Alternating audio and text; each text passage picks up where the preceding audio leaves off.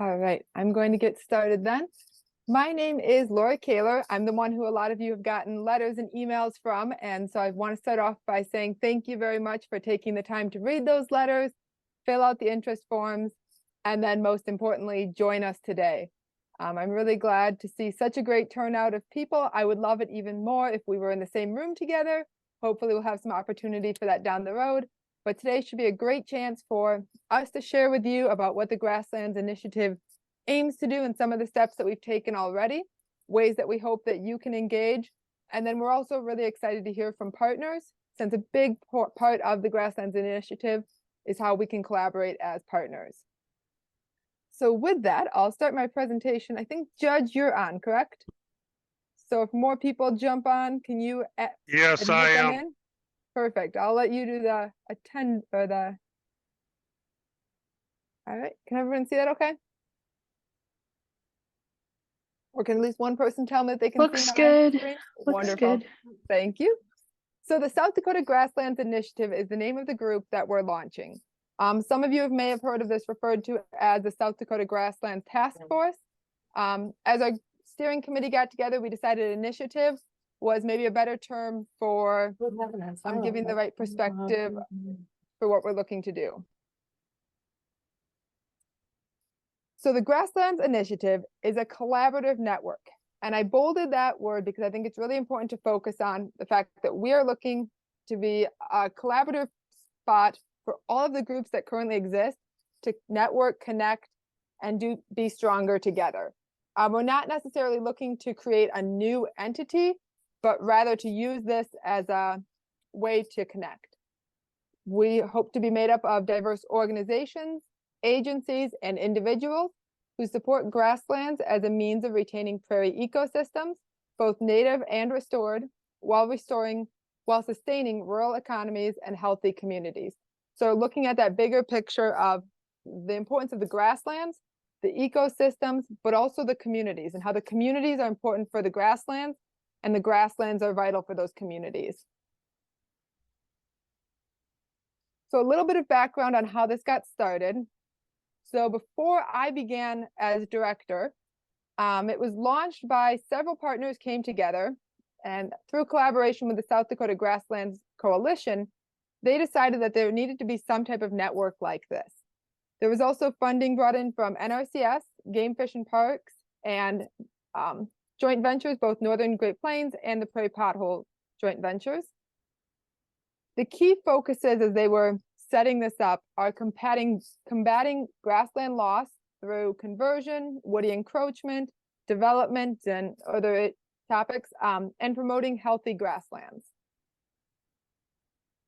The methods to accomplish those goals are to be determined yet. I think coming in as the director, I've got some ideas, but because it's a collaborative group, it's really important that I start hearing from all of our partners to really determine what methods we're going to do to attack these different topics. Maybe figuring out what's already being done. Maybe if there's multiple similar things already happening, how can we pull those together to be stronger? Or where is there gaps that we need to address? Another piece that I want to make sure you're aware of is that we're also looking at how we can support the Grasslands Roadmap.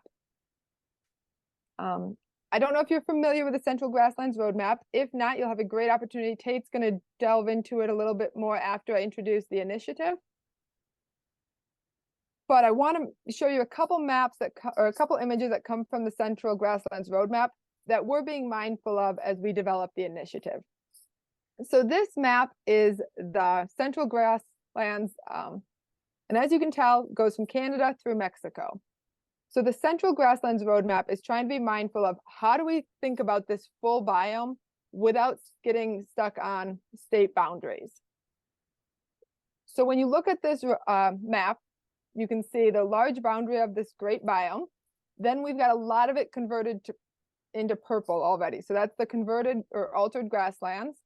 Yellow are the at-risk grasslands, and green is the core. If you're looking on this map, you look at that dark spot by South Dakota, that's the Black Hills. And then to the east of that, you can see a good chunk of yellow and green remaining. So we're really fortunate in South Dakota to have grasslands, But it's also important that if we want to keep the map looking like this, we need to partner together and figure out what we can do to provide support. Another piece of the Central Grasslands Roadmap is that they really want to be mindful of the different stakeholders that play a role. So if you see this diagram of the different sectors, it includes state agencies, private landowners, federal agencies, foundations, NGOs, industry, academics, and then also thinking about the Indigenous nations representation within those sectors as well. So moving forward with our Grasslands Initiative, that's another component that we want to be mindful of, not getting stuck on just one area. And I think even today on this call, it's great. We've got a really wonderful turnout, but maybe we are a little heavy in one or two or three of these sectors. And what can we be doing to be more well-rounded, and also being mindful of trying to bring in some more Indigenous perspectives as well in each of those sectors. So within the initiative, who are we inviting in? I think I've made this pretty clear, and hopefully if not, then this slide will explain that we are welcoming everyone. We're really trying to think broadly about the grasslands and all the facets of South Dakota that are impacted. So including those with a focus on ag, environmental, economic, and social components of South Dakota. We want them to join our space and be involved in these discussions. So any individual or entity who supports the mission, vision, and core values of the initiative is welcome to participate as a partner. So now I'm going to delve into that vision and mission, and hopefully you can all agree that these are all important and things that you'd like to help out with. So the South Dakota Grasslands Initiative envisions a future where grasslands are elevated in their value as an integral part of South Dakota's social, ecological, and agricultural fabric. Our mission is to promote South Dakota grasslands through elevating public awareness and supporting those who want to make an impact for the benefit of current and future generations.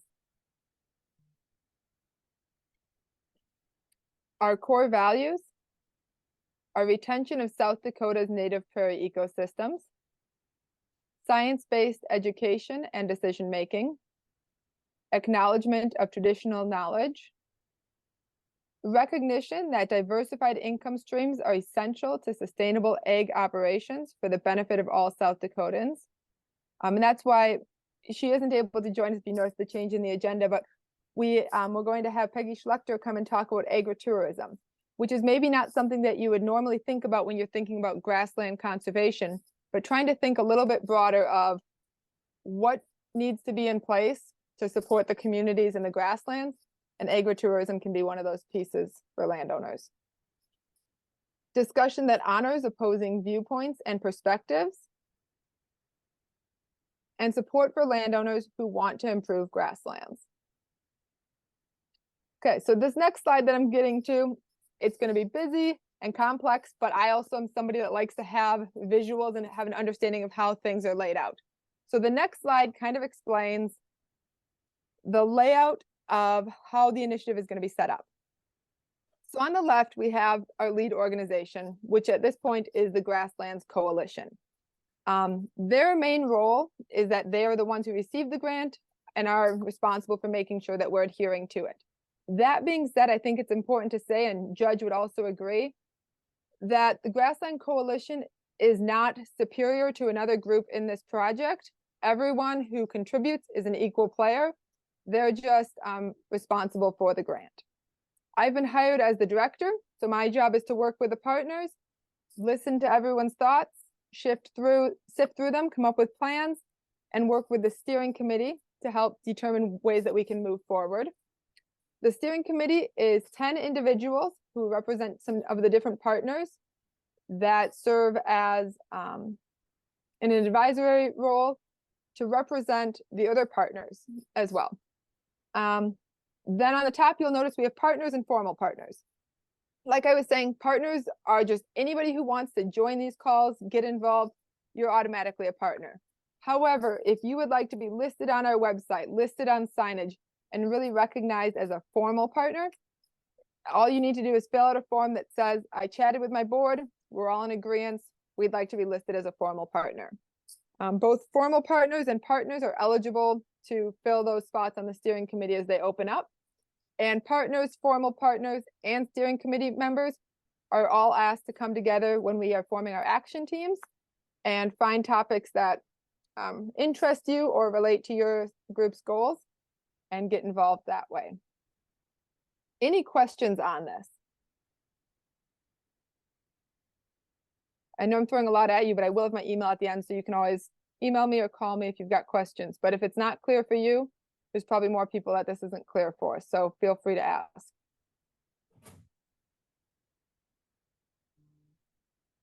Okay.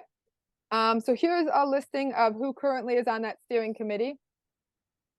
Right now, the groups represented are maybe more the traditional groups that we would think of relating to grasslands and conservation, which is fantastic and important. But we also recognize that we want to hear some new voices. So this spring, summer, we'll have 3 spots open up. If that's something that might interest you, we'd absolutely welcome for you to join our steering committee. Similar role to what a partner is doing, just a little bit more frequent meetings and a little bit more engagement that's asked of you. Okay. Otherwise, if you are a partner, some of the ways that you can get involved. Most of you, I believe, have done this. If not, the link is on today's agenda. But you can fill out the interest form for the Grasslands Initiative. This helps me make sure that I get you emails about our quarterly meetings and things coming up. On the interest form, you're also asked to select some areas of interest. So that makes sure that I am getting you notified of things that come up that might interest you. The next thing to do is determine if your group should be a formal partner. Any organization, agency, or business is welcome to join as a formal partner. And all you need to do is fill out the form, which is also on the agenda today. And then make sure you send me your logo. And then the last thing to do is to be a part of the conversation and some of the action for this. So we ask that you participate in our quarterly meetings like you are today. We'll also have a South Dakota Grasslands Summit next spring. And we ask that you come to these events to share ideas and opportunities for grasslands, both share what you're doing and listen to others and brainstorm together. We're also going to have a website that should be launching soon. And on that will be an online calendar.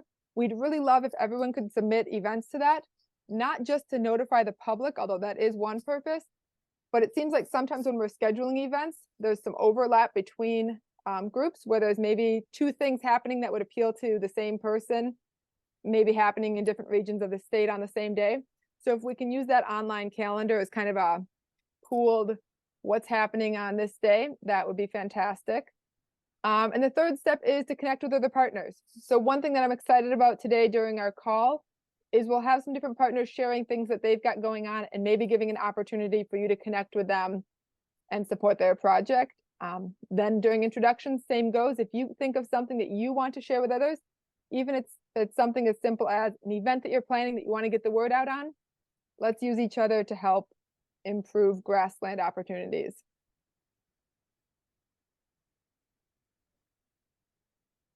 And then here is my contact information. That'll be our web address. Our website isn't live yet, but if you save that and check back in a couple weeks, hopefully we'll have that. Otherwise, if you want to screenshot this, and then you'll have my email address and phone number, I absolutely welcome you to reach out to me.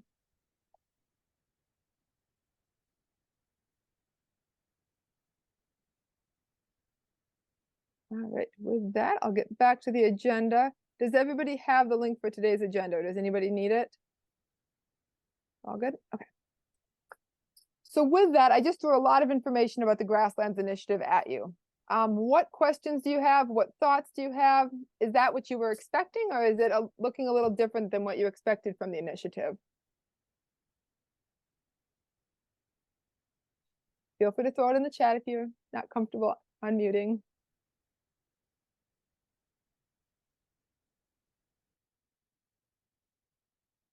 Okay. Well, hopefully you're all seeing value in this. One thing that I've found, I've been in this position for about 2 months now, and it's fun to hear about projects that are happening across the state. There's a lot of action, but there's also a lot of times where two people that you think would be in the same loop aren't. And so it's really fun to help connect them and see the need for this communication a little bit more. So on the agenda under formal partnerships, there's a spot to the form that you can fill out for your group if you're interested in becoming a formal partner. If you also have like a flyer or some information, especially related to grasslands, that you'd like us to share if we're setting up at a vendor booth, as a formal partner, we'd love to share that. That's what it's all about. A few of the current projects. So I know that I said we can't really get too involved until we hear from the partners on the needs, but some of the things really stood out as opportunities. The first one is News Center 1 is interested in doing some awareness campaigns, whether that's going to be TV shows highlighting woody encroachment as an issue, and some of the opportunities for managing woody encroachment. And so we're just in conversations with News Center 1 about what that could look like. I've emailed the link to that meeting for everyone that filled out the interest form and indicated an interest. If you didn't get that though, let me know. We'd love to have more voices on there. A second project that we're dabbling with is looking into doing some education for 9th through 12th graders on providing content that they would need for this year's 2024 resource conservation speech. The topic is working grasslands, why should we care? So obviously this is a really great topic for our group and a nice opportunity to connect with some high school students that are already interested in giving speeches. We're kind of thinking of targeting FFA students, as well as providing resources to all ag teachers, science teachers, but really trying to focus in on that group that's already interested in agriculture, already interested in giving speeches, but maybe doesn't have all the content and information to know why working grasslands are important. So we're starting to kind of think about if there's some opportunities there to connect with those students. We're probably going to be doing a call soon to look into ideas for that. So if you're interested in being a part of those conversations, please zip me a quick email. We're also starting to plan for the 2024 Grasslands Summit. Right now, we're looking at holding that in March of 2024. Initially, my email had said summer. And then as we started to really look into the summer schedule, it became apparent that there's no good day in summer. Not that March is necessarily better, but we're going to hope for a snow-free day. And really, there's no reason to delay it. We're really excited to get everyone together to both bring awareness to the issue of grassland loss in South Dakota, but also to look into the opportunities that exist, and opportunities that can be enhanced for helping to protect the grasslands here. Okay, the last bullet, I'm hoping to get a little bit more conversation on this piece. One idea that was thrown out is that we have all these great partners, but sometimes we're not even aware of what the other partners are doing.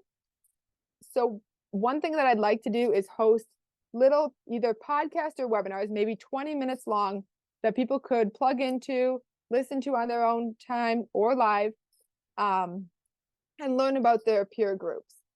What thoughts do you have on that? Please throw it in the chat if you would be interested in either being interviewed for this. Actually, let's back up 1 second. First thing I need to know is there a preference for podcasts or webinars? So if you were to be listening to these, would you be more likely to download a podcast to listen to on the drive to work? Or would you rather, during your day, just pop in one of these webinars, have more of a visual as you watch it? So podcasts are like the audio recordings that are kind of like downloading a little radio blurb. Webinars are where it would be a live interview with this individual, aim for maybe that 20-minute, maybe to get a little bit longer time, but it would be recorded so you could go to our website and watch it on your own time as well. So if you could throw it in the chat what your preference is, or absolutely feel free to say it out loud.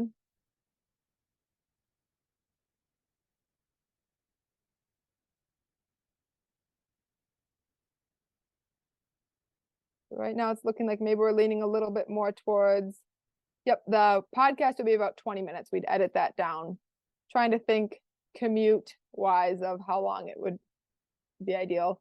I know most tend to be 60 minutes, and I think there's a lot of great information, but I'd rather do multiple short ones. Okay, so I'm leaning towards podcasts.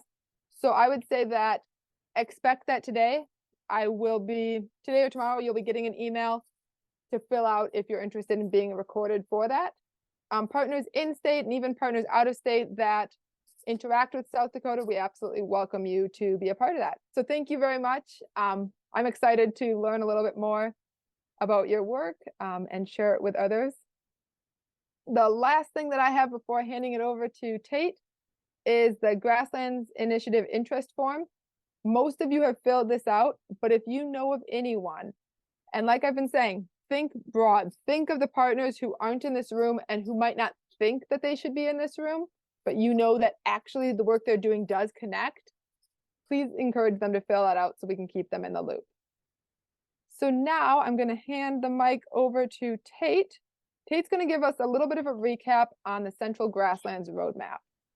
And he's on the road, so I think it'll be audio what we're hearing from him. Yeah, can you hear me, Laura? Yep. Good afternoon, everyone. Yeah, Laura had asked me to give a quick rundown on the Grassland Roadmap. I've been involved with that since about 2019. Actually, Laura kind of put it in a really good perspective. I mean, I think the roadmap is just kind of what the South Dakota Grassland Initiative is, except at a multinational scale. Really what happened at the beginning was we, as a group, it was actually probably not me. There was many other more important, actually, I know there's people on this call that could probably do the history better than I can, but like I said, in 2019, we put together a group. It was a planning group for a summit that we were trying to basically create a hub for information to be disseminated, because there's so many amazing things that are happening on the grassland biome in central part of America and Mexico and Canada. That's the main, another big part of the roadmap. It's all the way from Canada to Mexico, straight through the middle of America. So it's a gigantic piece of very important land that we knew we needed to try to spread the word on all the good things that were happening, all the good things that needed to happen. So just for a quick history, we tried to have a summit in 2020. Needless to say, that was not an option. So we did have a summit, but it was virtual, which probably it was a good learning process. There was a lot of good information shared, but obviously not face to face as we're doing today. It is what it is. When you're across the room from someone, or across the table from someone, you can really probably delve into the issues more deeply. But it was a success. There was a lot of attendance. People from all over the world were there, so it was very cool. They had a translation, or there was a translation option, so it was very, very unique, something I had not been a part of. Anyway, and then in 2021, spring of 2022, we did have a virtual or in-person summit in Fort Collins, which was amazing. It was 2 days of really good interaction between the partners that are doing the things that we feel are very important on the Central Grassland. So, in a nutshell, it's kind of the group is, put together with many people: American Bird Conservancy, American Wind and Wildlife Institute, Audubon Rockies, Bird Conservancy of the Rockies. I mean, thank goodness for Bird Conservancy of the Rockies. Tammy Verkateren she doesn't take the credit she should take, but she basically kept the roadmap on its wheels and the motor running for a couple of years while we tried to figure out how to continue with that group, because it's very active. I'm on the planning committee, I'm on the steering committee, and I'm on the landowner committee, and there's multiple calls per month, obviously, when you're on those committees. So Tammy, I believe, is on almost every one of them. She does an amazing job. She's located in Fort Collins. So I just want to make sure there's a plug for Bird Conservancy of the Rockies. They really were a driving force behind the roadmap. Like I said, there's many, there's industry partners, ConocoPhillips, obviously academia partners, Kansas State University. There's a lot of, we wanted to, like, as Laura said, we wanted to make it all encompassing, obviously including indigenous tribes. We were early in the onset of this planning process. That was a very important part, that we allowed all voices to be heard, and it was an emphasis to make sure that we had all voices. The one thing that I constantly tell the groups that I'm on with with the roadmap is we really need more landowner, private, not private, but the people who are actually doing the work on the grassland. We need more of that, and that's probably more focused toward this group. I think you can specify down to a smaller area with this group that we're working with here, and I think that's important that as we keep moving forward, the initiative and the roadmap are really just working hand in hand. One maybe at a higher level, whether that be farm bill help with trying to get grassland grassland practices and conservation options for producers on the land, and that's probably maybe a higher up thing, but or a roadmap option. But the initiative obviously is going to be important to that too, because if we have the landowner and the producer input to our congressmen and our people, that weighs in huge. I think that we have some big buckets at the roadmap. We want to increase support of collaborative initiatives and funding, build legislative or farm bill ag policy tools that create incentive-based programs and innovative existing tools, support training and speakers. That's obviously outreach. We want to make the grassland biome, the rainforest, back in the day when we were saving the trees and saving the rainforest. This is as important as that or more. So we want to make sure that we can have a good outreach or option for spreading the word to the people who really don't maybe know what we have here, and also try to prioritize knowledge gaps. Make sure that folks inside of the social realm and inside of the academia realm, we're all working together, make sure that we have the gaps filled for all the people that want to help. That's probably we do. There's like I said, there's a lot of work being done. Obviously, the woody encroachment is a huge issue. The map that Laura put up was created by the folks at the roadmap, and it's our driving force right now. We really want to make sure that we keep the core, do what we can do in the places where it is grass, and then fight the edges back, and hopefully we can turn this tide a little bit. Move it from production agriculture or from urban sprawl to back to the the grasslands that we all know are so important and we all love. So Laura, I don't know what else you wanted me to maybe go over, but I think that's my spiel. That was wonderful. I would just encourage everyone to go to the website. Yes. They have a shortened summary and then a little bit more in depth of a document that I think is really helpful in understanding the roadmap. Yes, very good, Laura. Good point. The roadmap, you can just Google Grassland Roadmap and it'll take you right to the website, and there are unbelievable amounts of resources there. Please do check it out. You can certainly reach out to me if you have specific questions, or like I said, I know there's other people on this call that if anybody else wants to add to what you spoke about, please do. I know Catherine's on. I know there's a lot of people on here that have helped with the roadmap. Anyone have anything to add? And then Tate, technical thing, but can you work on switching me back to host on the Zoom account? And then meanwhile, while you're dealing with that, is there anyone did I change that? No, I made you the host in case you had anything to share, and I had to change the settings, so I wasn't able to do co-host at that point. All right, I'll try. Sounds good. Anyone have anything to add about the roadmap? Any thoughts that they'd like people to be aware of? Otherwise, thank you very much, Tate, for that summary. Now we're going to go into the partner update portion of this call, which is what I'm really excited about with these quarterly meetings, so we can find out about things that are happening and kind of have a face with a lead for each of these projects. The first one we have is Blaine Brackey. Can you tell us a little bit about what you're doing with the website? Yes. Hey, for those of you that haven't met me before, my name is Blaine Brackey. I work with a locally led project and South Dakota Association of Conservation Districts. We kind of cover a lot of ground, but mostly it's kind of working with conservation districts and kind of promoting conservation at a local level.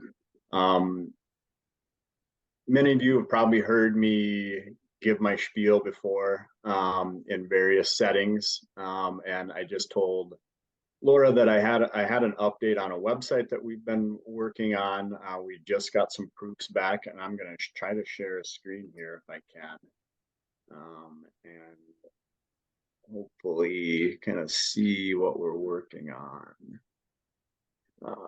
Yep, it's sharing now. Or yep, It is.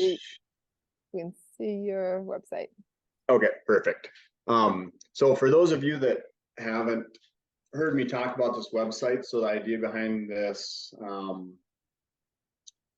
kind of the working name of it is kind of conservation resources website, where basically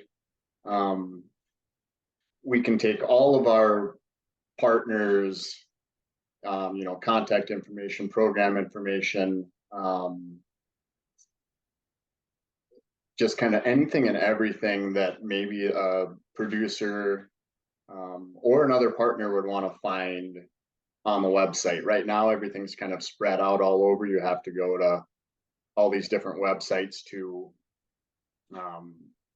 find information, which is fine. We're just hoping to get everything kind of consolidated. So potentially a producer could go to this website, or a partner can go to this website and say, hey, I'm looking to find information on soil health or woody encroachment or what have you, and tell them what county you're in and be able to start narrowing down contact information or programs or other resources that are available in South Dakota.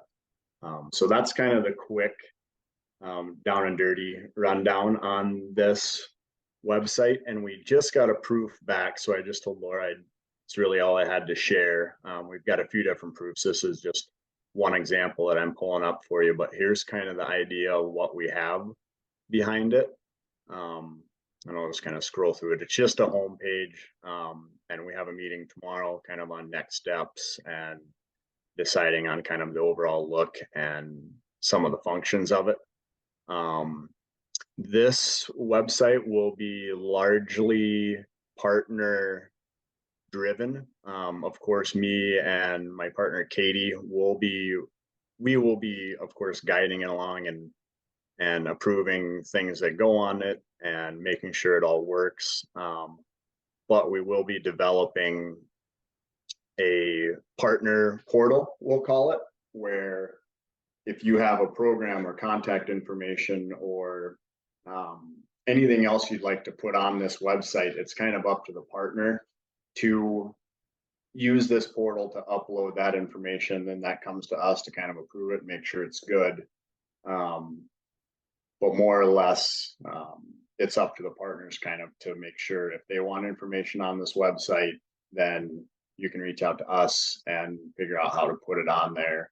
And then the hope is that all the partners can kind of just get in the groove of keeping that information current with programs that change. Of course, they're always changing, and dates and batching dates and due dates and all that good stuff, to try to keep that as up to date as possible. So I guess without rambling on too much further, after tomorrow, we'll get a good idea of which direction we want to head with kind of the look and the feel of the website. And then they'll start building kind of the back end of it. So I would expect here in the next month or so that I will be starting to email partners, probably a lot of you who are on this call, and anybody else I can think of with more information on kind of how to start getting involved and how we can start building the back end. But yeah, it's exciting. It's been a long wait that we've had to get to this point to kind of get a web developer and get this thing rolling. So we're really excited to see what we can do with this website. Does anybody have any questions on it? Good, bad, ugly? Could you maybe describe how this is different than like the South Dakota the GFMP Habitat page? That's a good question. How it is different? Yeah, thanks. I would have to pull it up, I guess, and see how it is different. I know I've looked at it. I think how this is different, I suppose, without having that page pulled up is, I don't know, kind of a deeper dive into all the programs and resources that are available in South Dakota through every partner that we can get.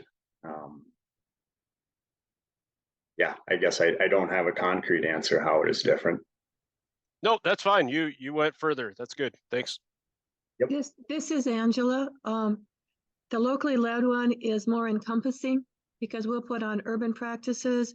We will put on all conservation practice, not necessarily just wildlife centered practices.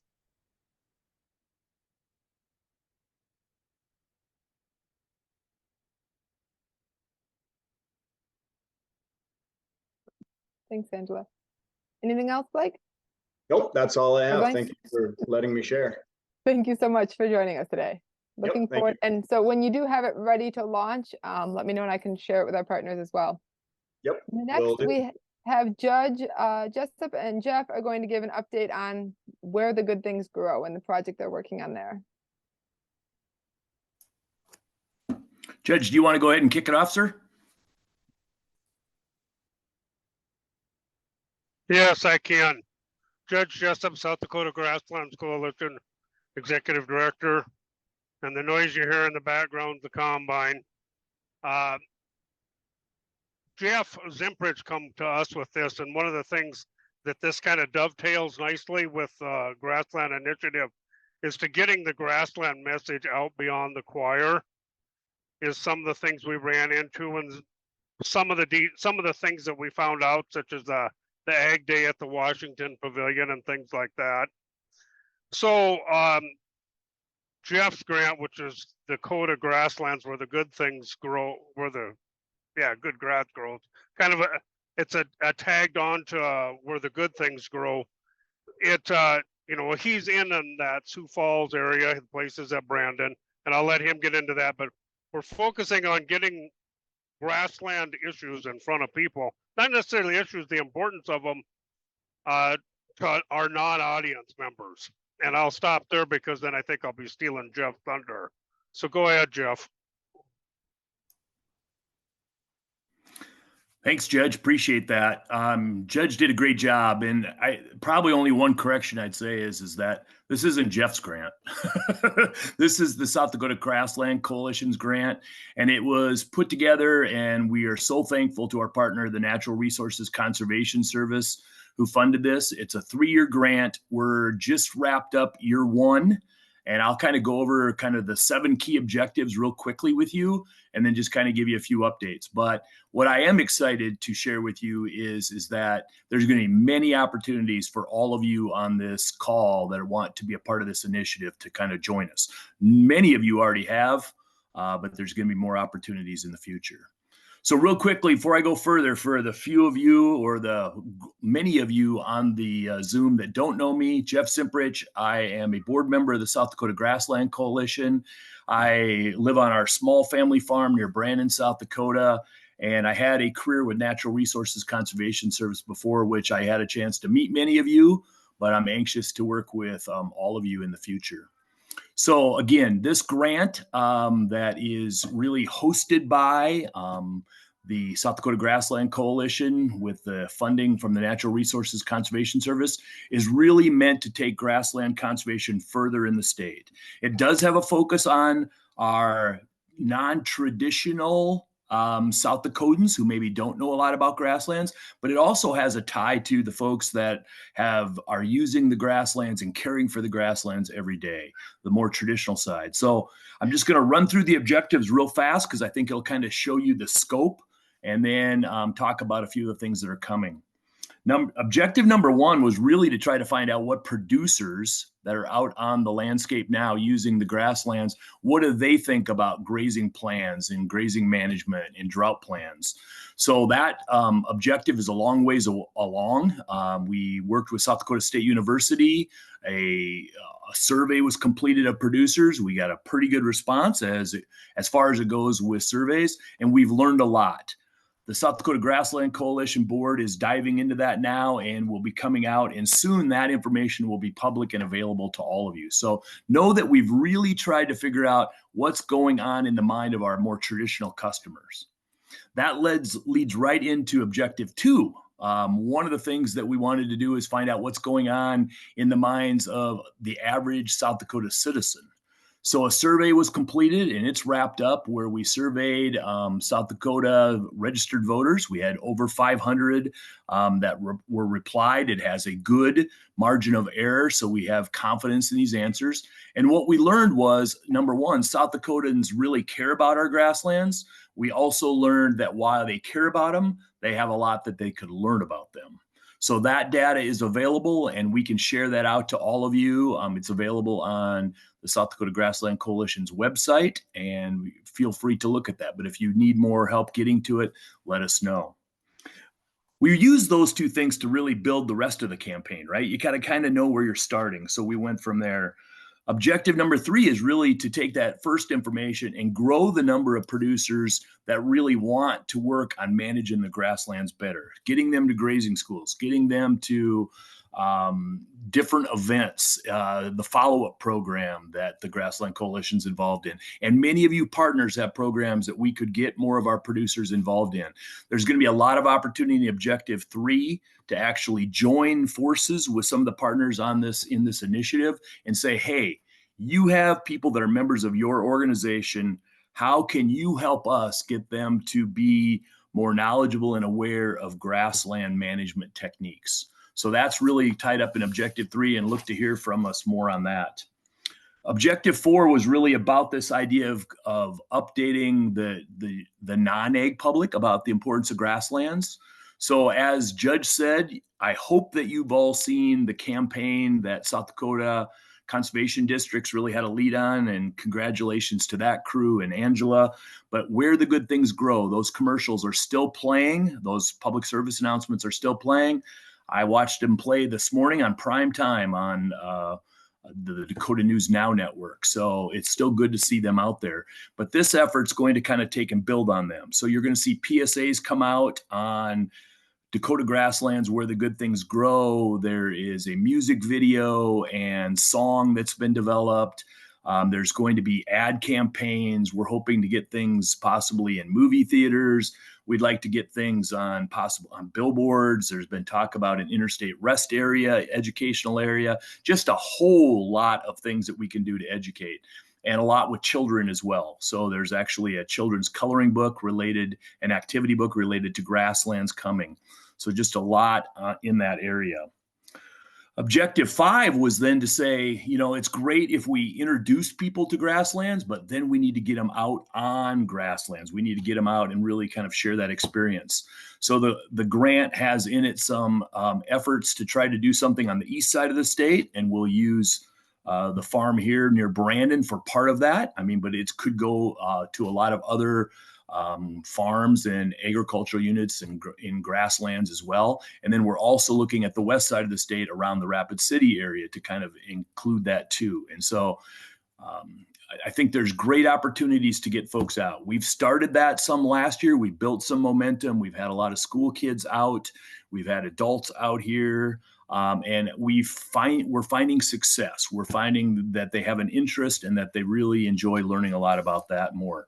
Just Saturday, we had we hosted the Sioux Falls Bird Club here, and it was a great group of people, and they loved the grasslands. They loved seeing that many of the bird species they wanted to watch were in the grasslands. So it's just one simple example of how we can connect with the non-ag public and get them more excited and get behind grasslands, right? We really want them to be supporting grasslands from their position. The last 2 objectives that we have is to work with our traditionally underserved Native American populations, not only those that manage grasslands to be better at it, but for the, again, the non-ag people in the reservations to really understand the value of grasslands. As a group, they were very tied to those grasslands in much of their history. And so it just makes sense that we engage them. And then lastly, the last objective was to make sure the people who are really working with our customers, the producers out there, that their knowledge level is as high as it could be. So it could be from NRCS or some of the other organizations that have staff that work with producers. We want to increase their knowledge of grassland management so that they become the very best resources that they can be for the grasslands of South Dakota.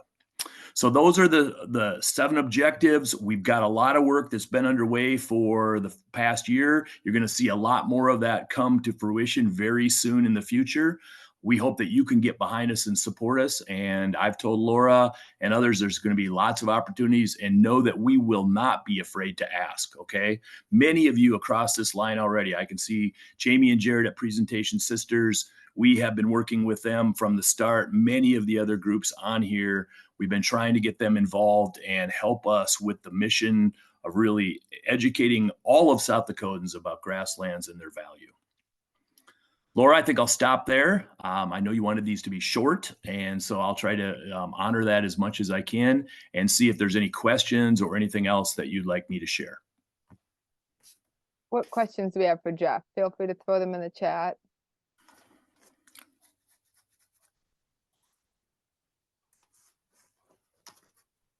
Right. If there's no questions right now, Jeff, do you want to throw your email in the chat in case anyone wants to reach out to you directly? But I'm really excited about your project and connecting with all South Dakotans. Like I said, it's a project with many partners, so let's call it our project, right? And so many things that we're all going to work on together. So thank you. Thanks. Catherine, are you ready? Hi, hi everyone. I do have some visuals to go along with this, so let me see if I can share the screen here.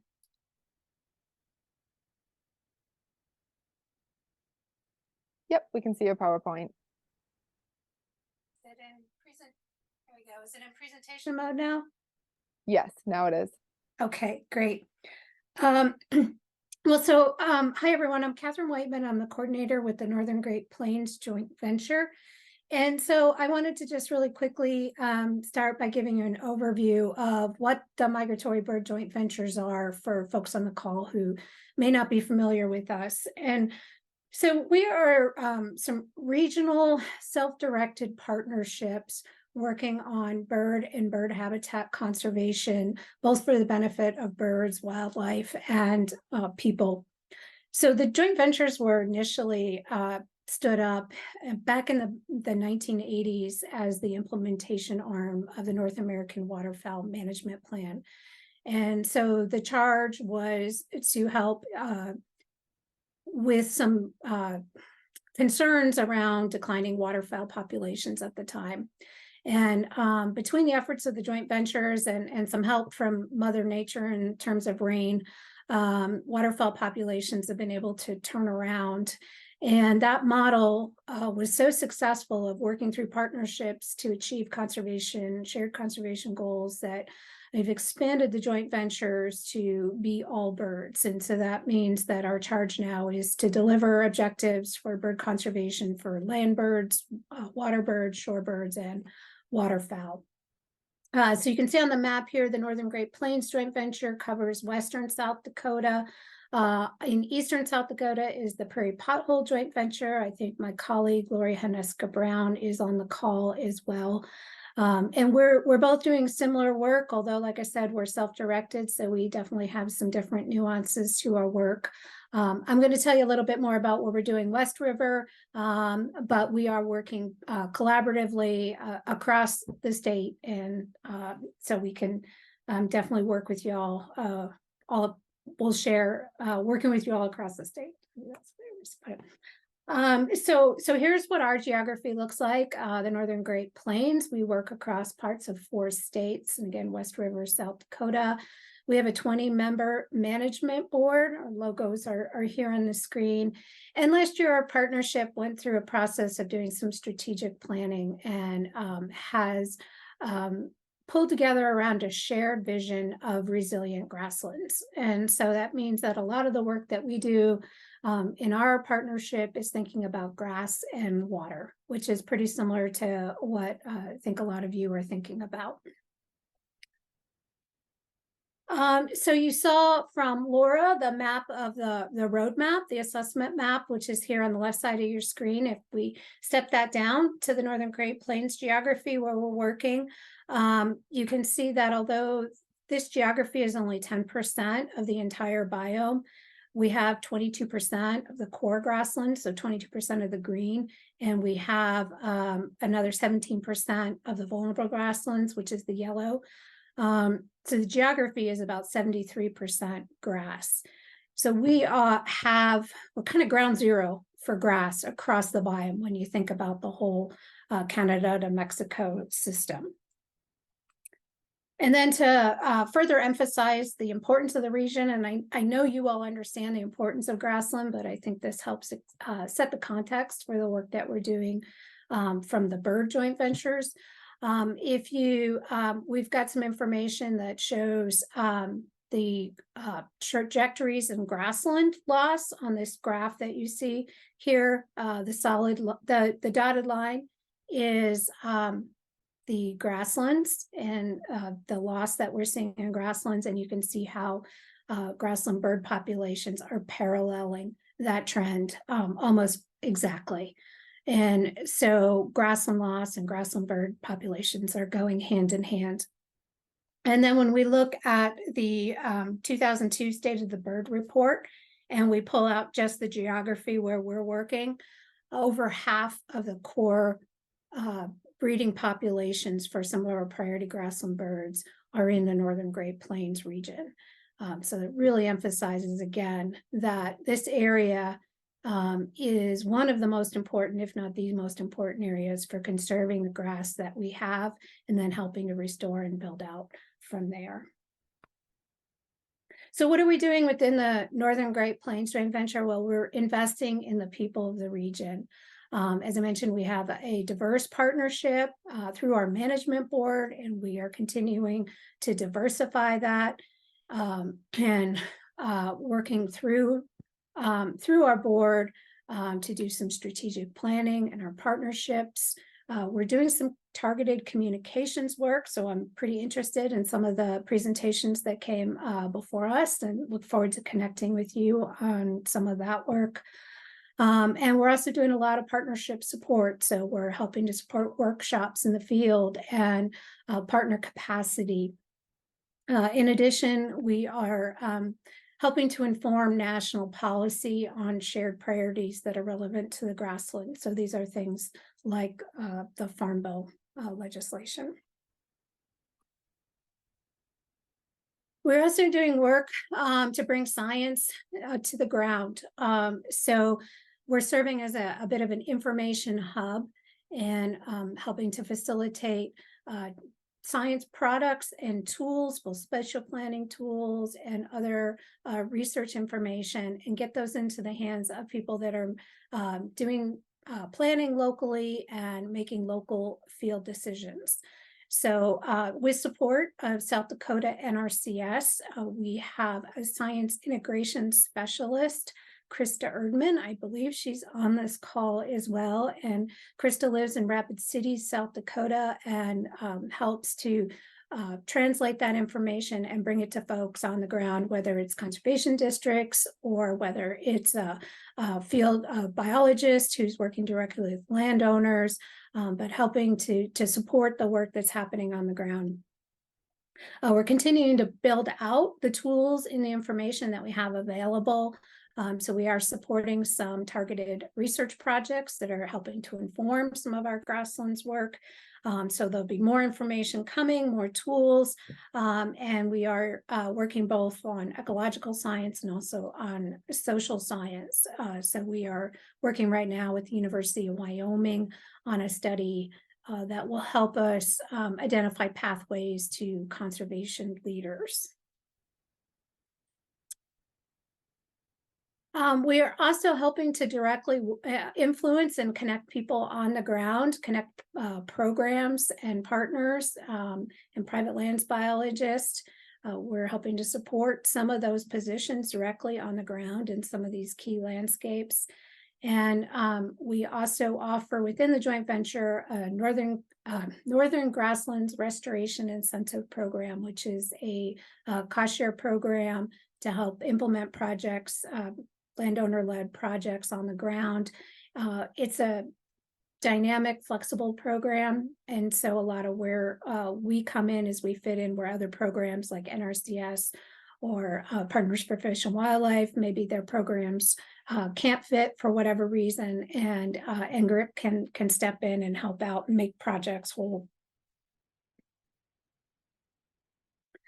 So I tried to keep this really brief. There's a lot more going on within our geography, but here's who we are.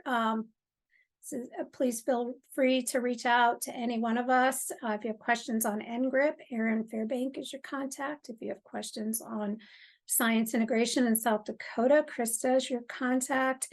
And Lucinda Morris is also on the call, and she works primarily for the Prairie Pothole Joint Venture, but she provides some support for us on communications. So she's another great contact for folks here when it comes to the joint ventures. So that's all I have. Thank you for the opportunity today. Thank you so much for sharing with us about what joint ventures and specifically Northern Plains is doing. Thank you. Next, we have Jewel Bork. She's going to give us an update of a project she's working on. Hey, thank you, everybody. I'm Jewel Bork. I am the program manager for South Central RC&D. We just recently received funding through NRCS funding for woody encroachment in the South Central area, which consists of Jones, Millette, Todd, and Tripp counties. So I am currently just reaching out to the NRCS offices and conservation districts and just gathering information on how to set up workshops to educate producers on the woody encroachment. We want to try and get a prescribed burn board put together, and so we'll be working with some partners from the Mid-Missouri River Burn Association to try and get that set up. So we're just kind of in the very infant stage right now. I just started the work here the 1st of October. So if I'm welcoming, I think this is a great opportunity to work with a lot of different organizations. I'm looking forward to it. If any of you would reach out, I'm planning on setting up booths at different farm-related activities in the communities, and if anybody has any information they would like to send to me or I have available on the woody encroachment, I would definitely set that on the table so that it could be put out there to the producers. It's very short and sweet. It's about all I've gotten going now. But hopefully later on, maybe I can update on more that we've gotten accomplished. But right now, it's just 3 weeks into this, and so that's kind of where I'm at with this project. And can you repeat your county? So if anyone on this call is located in one of those counties, maybe they can reach out to you and brainstorm ways to connect with the communities there. It is Jones, Millette, Todd, and Tripp. Great. Thank you very much. Short but sweet. That's wonderful. Thank you, Joel. Yep. We look forward to hearing more about your project. All right. Thank you. And our last update for today is Ann Lewis and Maria are going to chat with us about grassland education project that the Discovery Center is doing. Great. Thank you. Thank you, Laura. And thank you for facilitating this. This has been really interesting. I've really enjoyed hearing the passion and seeing some familiar faces. So, and hopefully what I have to say will be of interest to you. So I'm Ann Lewis. I'm from the South Dakota Discovery Center. And like some of you, we've recently been funded through a cooperative agreement with the South Dakota Office of the USDA NRCS. And our goal is to create a framework of, oh, that shouldn't say what, but of comprehensive and cohesive grasslands education in South Dakota. What should that look like? And we're very interested in thinking about the audiences. By audience, we can mean the K-12 sector, we can mean the informal sector, urban versus rural. And we've mentioned in the indigenous populations, our native populations, that too is something we're looking at. The Discovery Center is currently working on developing a STEM curriculum with Todd County, where we're integrating traditional ways of knowing and making it culturally relevant and sustainable for their STEM education. So we're hoping to mash all that together. For those of you, I won't go too deep in the weeds about what standards are. Delivery method, there's lots of different ways to deliver grasslands education. And then what I think this group can really help us with is the technical content. Right now, what a lot of teachers are doing is they're excited about grasslands. Maybe they grew up in a more rural community, so they're going on the internet and they're searching grasslands lesson plans, and which is great, except if they're getting, you know, a tall grass prairie in, you know, Oklahoma, not everything in there might be relevant to us. So this framework will inform a cooperative agreement request to develop the actual curriculum. So we're not looking at developing the lesson plans and the educational resources, actually more like curating them, because there's a lot out there. We just want to make sure we're going to put together what's good, what's relevant, what's local, and what's audience appropriate. So in the spring of 2024, we're going to come back in for another cooperative agreement. This work builds upon the soil health curriculum that we developed through a previous cooperative agreement. Some of you are familiar with it and big supporters. Thank you, Jeff. And so if you go to the website, soileducationnetwork.org, you can see what our K-5 curriculum looks like. We've been also working with Cindy on the soil health buckets, tweaking them a little bit to make them easier to integrate into a middle school earth science classroom, for example, where the teacher isn't really thinking about soil health, but they're thinking about the cycling of nutrients and matter. And so what else? I mean, soil is the perfect topic to really teach that concept. So we just have to help the teachers understand that. So anyway, our ask to you, and I alluded to it above, is to help us and participate in the framework development. We're going to have a meeting in probably Marie. I'm going to toss the mic here in a moment to Marie. She can kind of map out our timeline. But we want the experts in the room when we're developing. What is essential knowledge that every student who graduates from a South Dakota school should leave with knowing about grasslands? And it can come early. Hopefully it's repeated throughout the grade bands, but we want to make sure we're hearing you and all the expertise on this call and bring that to our curriculum. So these are our email addresses. I'm going to put this slide deck in this one frame slide deck into the chat. But Marie, is there anything you want to add to this?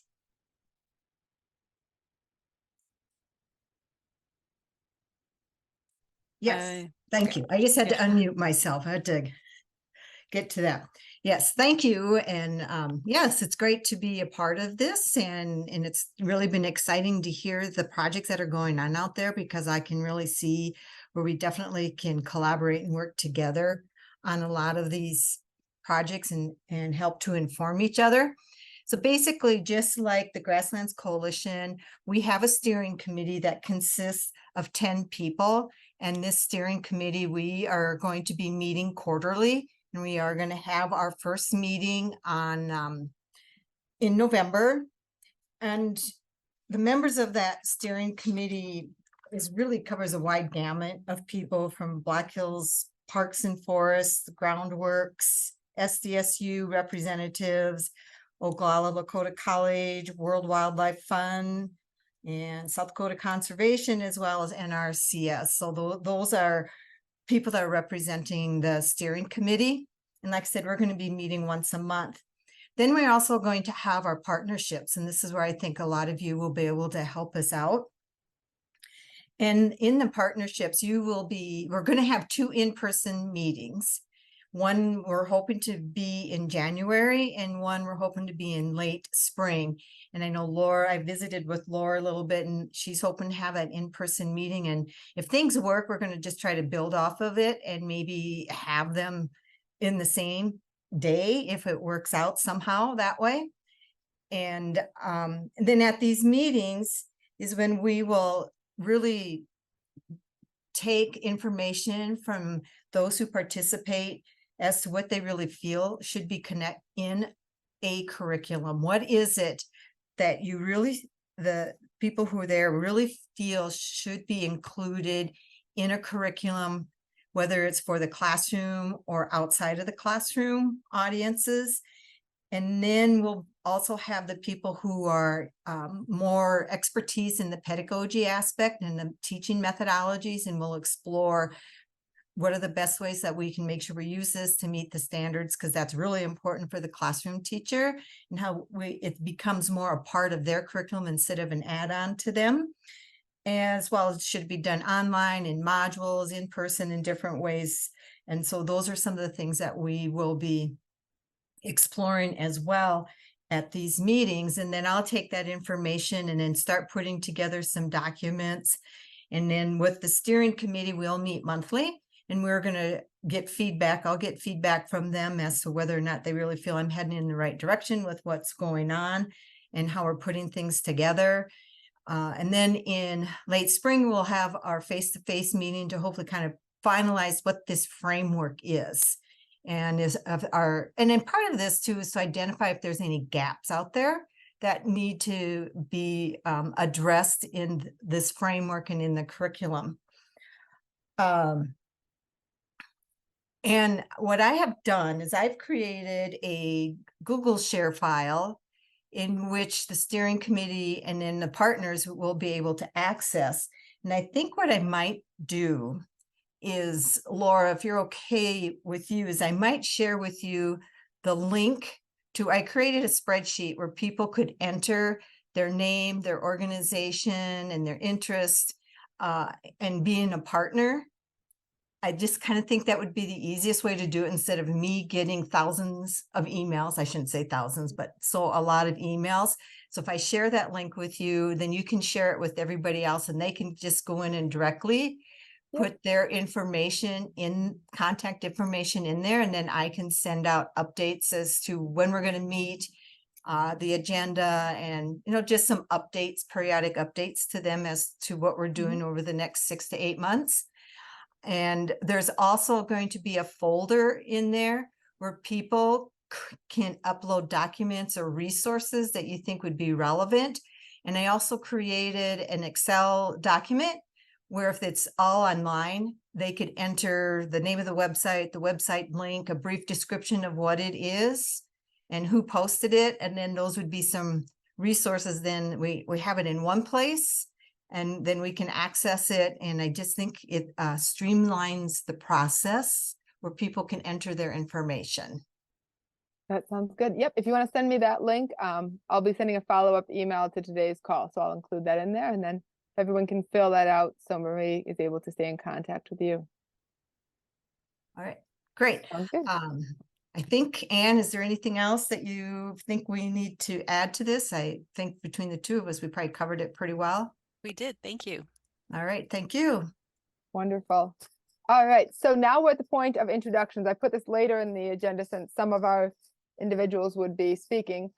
But right now, looking at how much time we have left, we can go through and list off everyone's names, which would be rather boring. Or I'm going to send us into breakout so we can have some actual conversations and really a little bit more get to know each other. So I'm going to send you to breakout rooms for the next about 10 minutes. During that time, I want you to share your name, about your organization, and your role in Grasslands. If your group has time, I would love if you can have a little bit of chatter about what you feel are some of the top needs for the grasslands in South Dakota. And if you can pick a speaker, or then when we come back in about 10 minutes, then they can report in on what they feel or what your group feels is maybe one of those top needs that we can explore. So, but more of the conversation, really, I hope you can just use this time to get to know each other.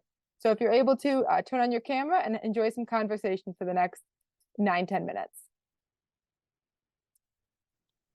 Well, I'm already unmuted, so I'll just jump. I'm Ann Lewis, Group 2, and we talked about just how excited we are about the opportunities this network presents, and we're also really, and this thrills me, maybe because I was there, we talked a lot about the curriculum and kind of had some visioning going on. I think for Group 3, if I could represent us very briefly, the idea of promotion of what we're all doing. There's so many great things going on, finding ways to let the greater public know what we're doing. And I think today is a perfect example, but letting the broader public know what's going on. And that seemed to be the overarching point within our group, along with just having the pleasure of meeting some people I hadn't met.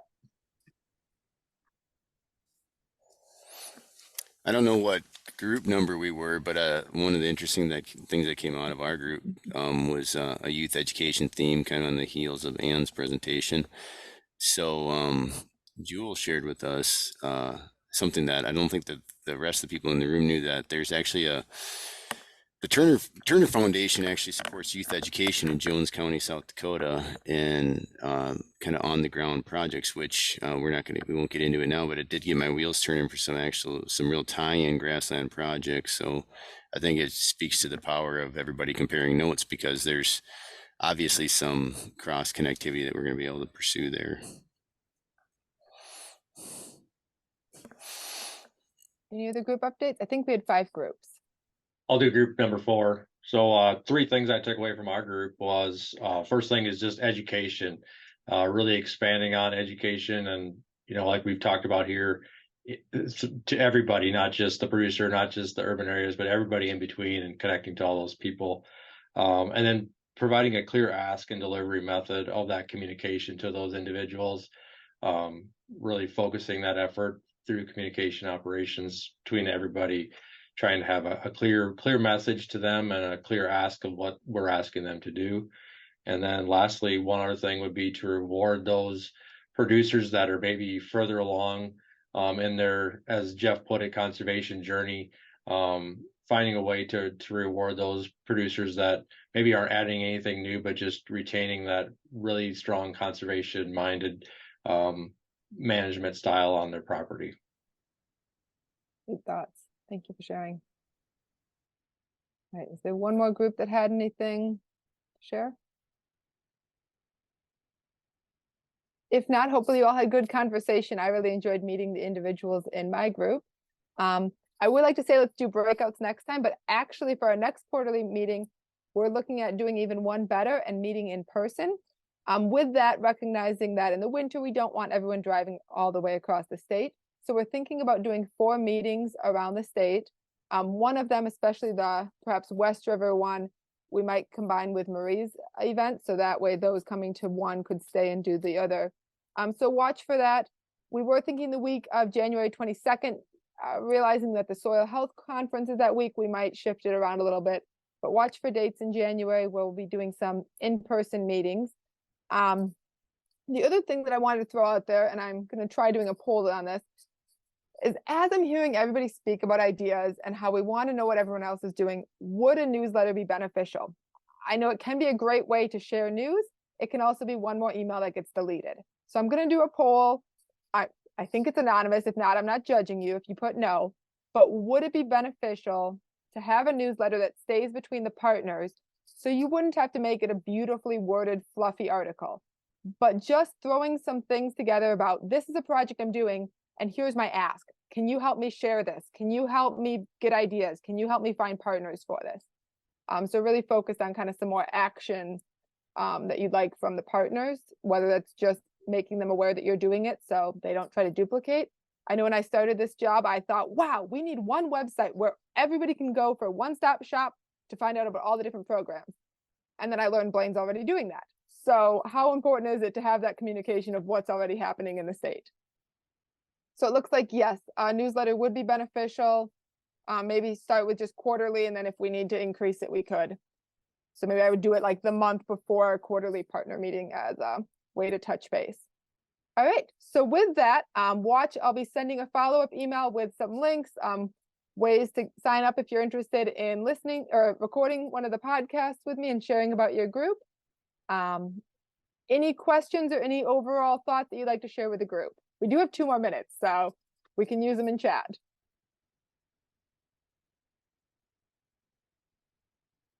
All right, if not, thank you so much for joining today. I hope I'll see many of you in January. Otherwise, I will continue to connect via email, and then also watch for a date for the Grasslands Summit in March. Thank you. Thanks. Bye. Thank you, Laura. Thank you, guys. Thank you. Great job, Laura. Thanks.